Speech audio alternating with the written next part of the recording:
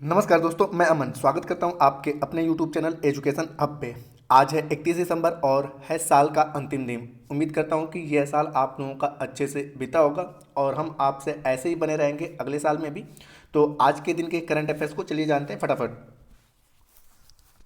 तो आज का पहला करंट अफेयर्स है, इजराइल के प्रधानमंत्री के रूप में हाल ही में किसने शपथ ली? ऑप्शन ए है इसहाक हारजोग, ऑप्शन बी है बेंजामिन नेतन्याहू, ऑप्शन सी है आमिर ओहान और ऑप्शन डी है आपका एस्तेर हयात। तो जानते हैं बेंजामिन नेतन्याहू को एक बार फिर से इजराइल के प्रधानमंत्री के रूप में शपथ दिलाया गया है। कैबिनेट के शपथ लेने से पहले उनकी सरकार ने संभावित 120 संसदीय वोटों में से 63 वोटों के साथ सरकार बनाने का दावा पेश किया था।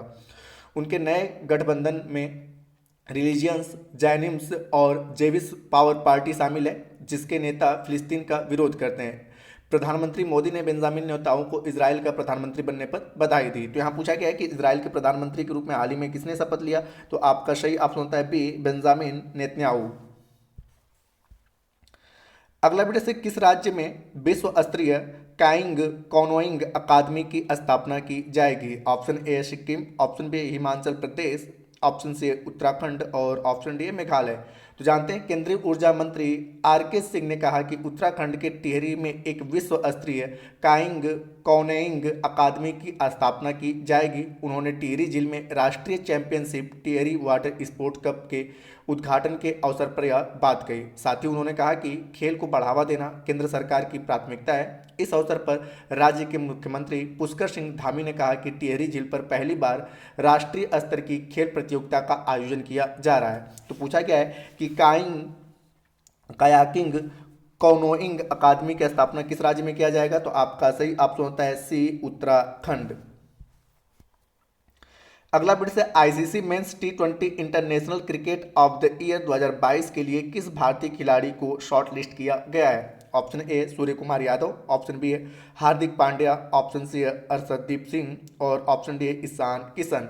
तो जानते हैं ICC men's T20 I cricket of the year 2022 के लिए भारत के स्टार बल्लेबाज सूर्य कुमार यादव को भी नॉमिनेट किया गया है। इनके अलावा पाकिस्तान के मोहम्मद रिजवान, जिम्बाब्वे के सिकंदर रजा और इंग्लैंड के सैम कर्नर को नॉमिनेट किया गया है। इसके लिए वोटिंग जनवरी में कराई जाएगी। ICC men's emerging cricket of the year 2022 में भारत के बाएं हाथ के तेज गेंदबाज अर्शदीप को भी नॉमिनेट किया गया है। तो यहाँ पूछा गया है कि क्रिकेटर ऑफ द ईयर 2022 के लिए किस भारतीय खिलाड़ी को नॉमिनेट किया गया है? तो आपका सही ऑप्शन होता है ए, सूर्य कुमार यादव। और अगर गेंदबाज के लिए पूछा जाए कि क्रिकेटर ऑफ द ईयर में गेंदबाज के लिए किसे नॉमिनेट किया गया है, तो अर्शदीप सिंह। तो यहाँ पे खिलाड़ी मतलब कि क्रिकेटर के लिए पूछा गया है, तो आपका सूर्य कुमार यादव और गेंदबाज के लिए अर्शदीप सिंह। तो अभी देखते हैं कि जनवरी में किसको यह पुरस्कार मिलेगा। अगला है इंडियन एयरफोर्स ने किस मिसाइल के extended range air launch version का सफलतापूर्वक परीक्षण किया है? Option A BrahMos, option B है नाग, ऑप्शन सी है त्रिशूल और ऑप्शन डी है निर्भय। तो जानते हैं इंडियन एयरफोर्स ने SU-13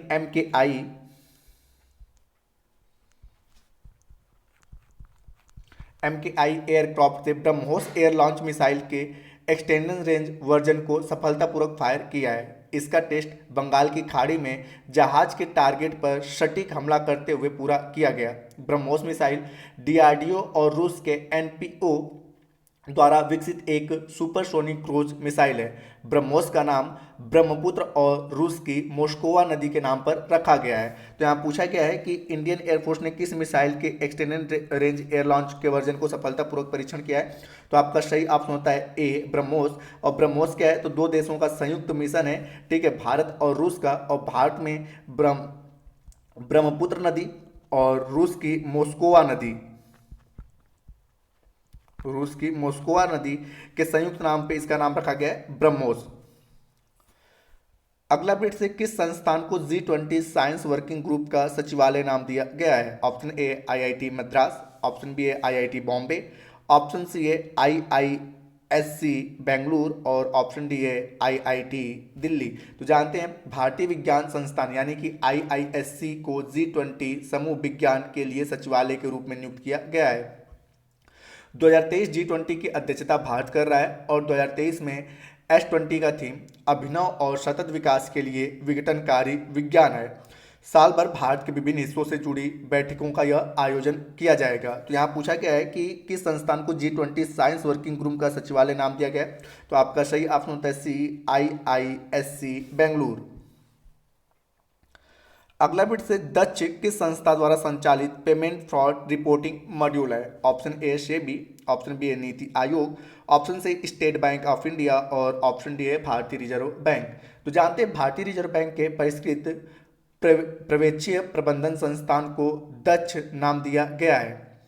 आरबीआई ने कहा है कि भुगतान धोखाधड़ी रिपोर्टिंग मॉड्यूल 1 जनवरी 2023 को दक्ष में स्थानांतरित कर दिया जाएगा। इस परिवर्तन का उद्देश्य रिपोर्टिंग में सुधार करना, दक्षता में वृद्धि करना और भुगतान धोखाधड़ी निगरानी प्रक्रिया को स्वचालित करना है। तो पूछा गया दक्ष नामक जो चीज़ें हैं वो किस संस्था के द्वारा मॉड्यूल की जा रही हैं। तो आपका सही ऑप्शन होता है डी भारतीय रिजर्व बैंक यानी कि आरबीआई। इस सेशन का अंतिम क्वेश्चन है कि ऑनलाइन गेमिंग से संबंधित मामलों के लिए किस केंद्रीय मंत्रालय को नोडल मंत्रालय के रूप में मंजूरी दी गई है। ऑप्शन ए इलेक्ट्रॉनिक्स और आईटी मंत्रालय, ऑप्शन बी है वित्त मंत्रालय, ऑप्शन सी है विज्ञान और प्रौद्योगिकी मंत्रालय और ऑप्शन डी है गृह मंत्रालय। तो जानते हैं ऑनलाइन गेमिंग में मौद्रिक चिंताओं से जुड़े मुद्दों के लिए इलेक्ट्रॉनिक और सूचना प्रौद्योगिकी मंत्रालय को केंद्रीय मंत्रालय के रूप में नामित किया गया है। ई स्पोर्ट्स विनियम को युवा कार्यक्रम और खेल मंत्रालय के अधीन संचालित किया जाएगा। भारत में गेमिंग बाजार वर्तमान में 2.6 बिलियन अमेरिकी डॉलर का है और 2027 तक इसके 8.6 बिलियन अमेरिकी डॉलर बनने का अनुमान है। तो अगर आपसे पूछा जाए कि वर्तमान समय में भारत में गेमिंग के जरिए गेमिंग बाजार कितना है, तो गेमिंग के जरिए 2.6 है और 2023-27 तक ठीक है 8.6 बिलियन, मतलब 2027 तक 8.6 बिलियन होने की संभावना है। तो इसको यहाँ पे इसको मॉड्यूल करने के लिए इसको इलेक्ट्रॉनिक और आईटी मंत्रालय के तहत रखा गया है। तो आपका सही ऑप्शन होता है ए इलेक्ट्रॉनिक और आईटी मंत्रालय। तो दोस्तों ये रहे आज के अपडेट। अब समय है कि पिछले सेशन में पूछे गए क्वेश्चन का आंसर देने का। तो पिछले सेशन में आपसे पूछा गया था कि राबुका जो है ठीक है श्रीनिवासी राबुका जो है फिजी के किस क्रम के प्रधानमंत्री बने हैं। तो जिसका सही उत्तर था 12वें क्रम के प्रधानमंत्री बने हैं। तो जिन्होंने उत्तर दिया उनके लिए बधाई। अब समय है आज के क्वेश्चन का। तो आज का क्वेश्चन है कि इजराइल के प्रधानमंत्री कौन बने। इजराइल के पीएम कौन बने। आप इसका आंसर हमें कमेंट बॉक्स में दे सकते हैं। आपके कमेंट का हमें इंतजार रहेगा। दोस्तों वीडियो पसंद आया हो तो वीडियो को लाइक करें, कमेंट करें तथा अपने दोस्तों के साथ शेयर करें और चैनल पर नए हैं तो चैनल को सब्सक्राइब अवश्य करें। एवं इस पीडीएफ को प्राप्त करने के लिए आप हमारे टेलीग्राम से जुड़ सकते हैं जिसका लिंक वीडियो के डिस्क्रिप्शन में दिया हुआ है। तो वीडियो के अंत तक बने रहने के धन्यवाद। मिलते हैं जल्दी नेक्स्ट वीडियो में।